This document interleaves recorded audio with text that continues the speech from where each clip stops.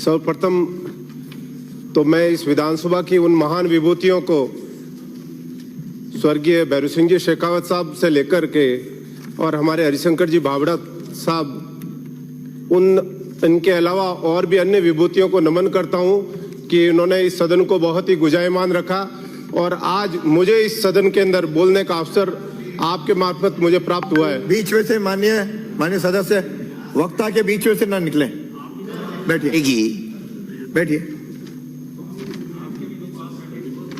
आप बोलिए आपने बोलना चाहिए। माननीय अध्यक्ष महोदय, आज इस महामहिम राज्यपाल महोदय के द्वारा 16वीं विधानसभा के प्रथम सत्र में अभिभाषण पर जो बोलने का मौका दिया है उसके लिए मैं आपका हृदय से आभारी हूं।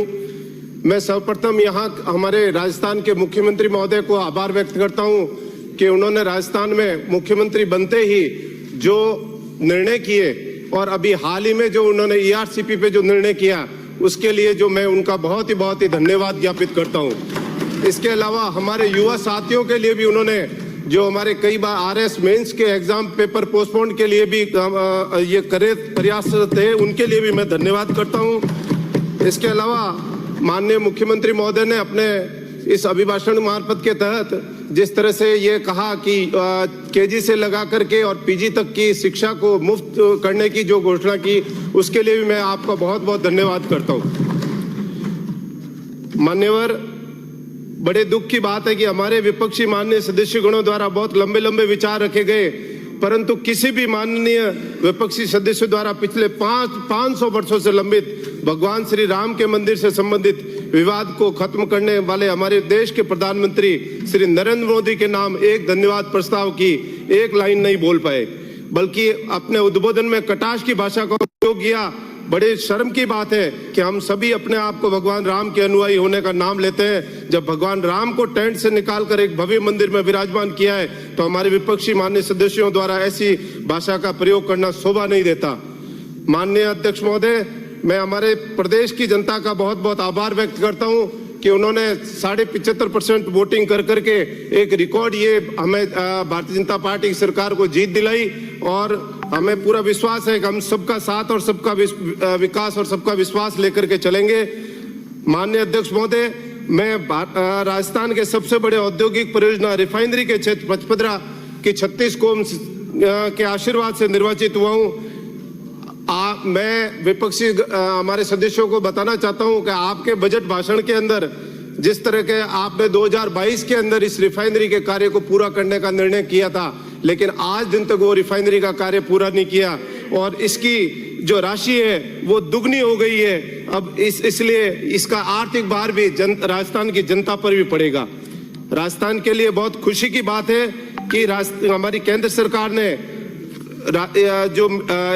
जो अंतर्राष्ट्रीय 2023 वर्ष को अंतर्राष्ट्रीय मिलेट वर्ष के रूप में घोषित किया है और राजस्थान के लिए यह भी खुशी की बात है कि हमारे यहाँ के जो अन्नपूर्णा रसोई केंद्र भी मिलेट को काम में लिया जा गया है, तो ये भी एक बहुत ही खुशी की बात है। विशेषतर हमारे बाजरे की जो उत्पादन है हमारे राजस्थान में होता है, तो राजस्थान के लिए बहुत ही ज्यादा खुशी की बात है।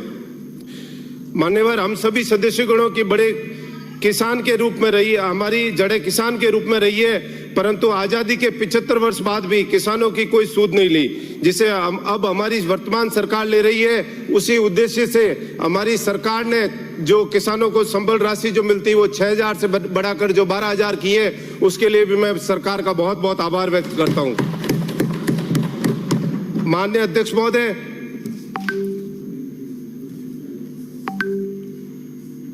हमारी वसुंधरा जी सरकार द्वारा डिस्कॉम को 62,400 करोड़ का ऋण माफ किया गया था, परंतु विगत कांग्रेस सरकार द्वारा जो कुप्रबंध का नतीजा यह रहा कि 88,700 करोड़ अपने के ये जो बाहर है ला दिया गया है। ये कहते हैं कि हम विकासशील हैं, तो विकासशील इनका कुप्रबंध देखिए जो बिजली के अंदर इन्होंने कैसी स्थिति की है।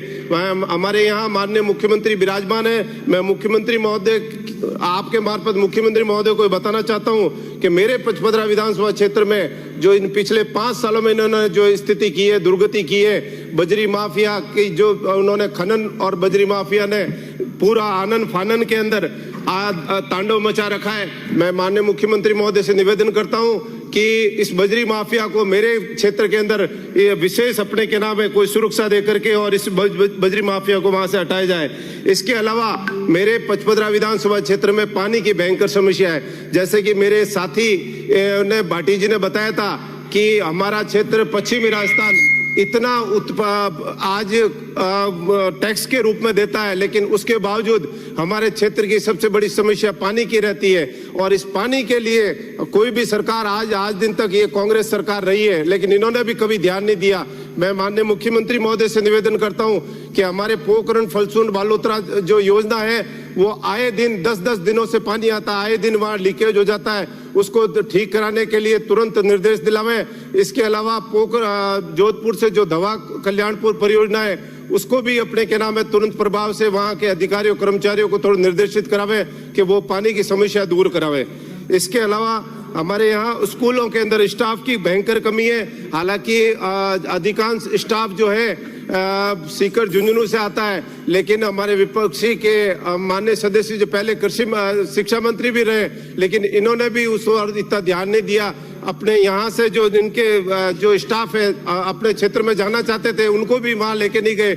इसके अलावा माननीय मंत्री महोदय, हमारे यहाँ प्रदूषण की एक भयंकर समस्या है। हमारे पाली से लगा करके और एक नहर इस तरह की नदी के साइड में इस तरह की एक नाला बनाया जाए जो प्रदूषण रहित अपने क्या नाम है हमारा बालोतरा हो सके। आज धन्यवाद। जय हिंद, जय भारत। श्री डूंगर